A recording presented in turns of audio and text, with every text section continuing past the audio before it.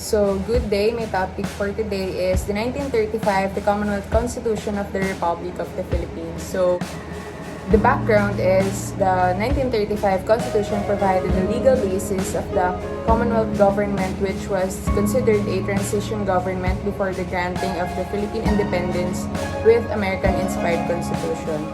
So the 1935 Constitution was written in 1934, approved and adopted by the Commonwealth of the Philippines in 1935 to 1946, and later used by the Third Republic in 1946 to 1972. So the Philippine Organic Act of 1902, the first organic law for the Philippine Islands that provided the creation of a popularly elected Philippine Assembly.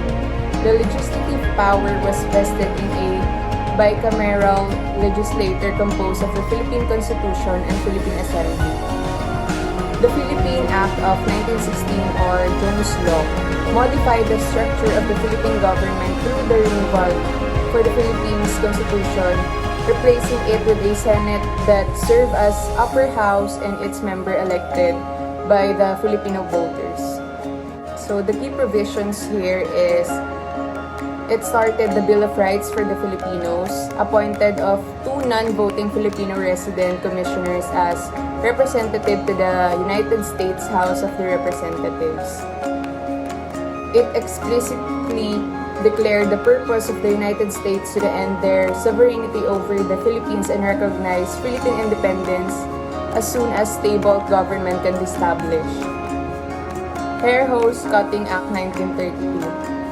It was the first U.S. law passed setting a process and a date for the Philippines to gain independence from the United States.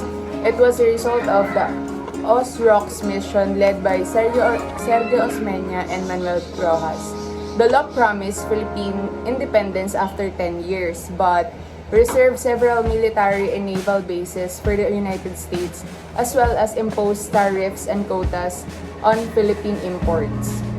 Tidings-McDuffie Act, Philippine Independence Act. It was passed by the United States Congress that provided authority and defined mechanisms for the establishment of a formal constitution by a constitutional convention.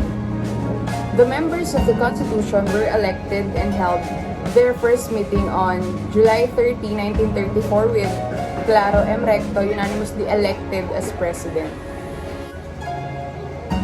The Constitution was crafted to meet the approval of the United States government and to ensure that the United States would live up to its promise to grant independence to the Philippines. So this is a preamble.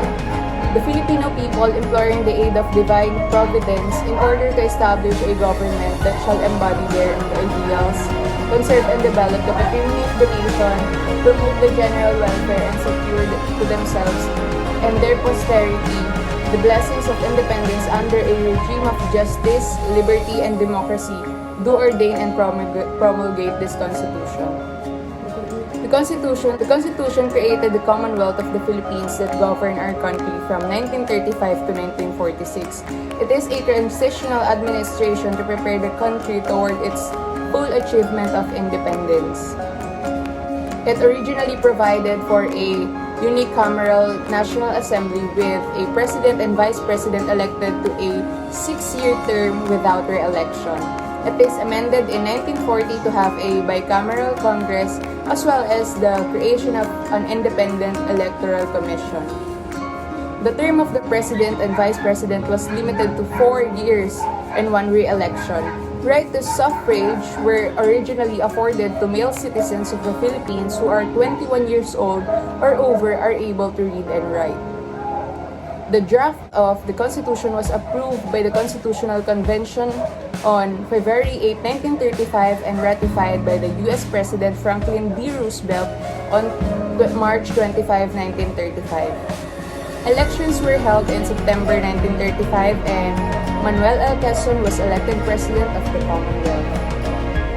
The Commonwealth was briefly interrupted by the events of World War II with the Japanese occupying the Philippines.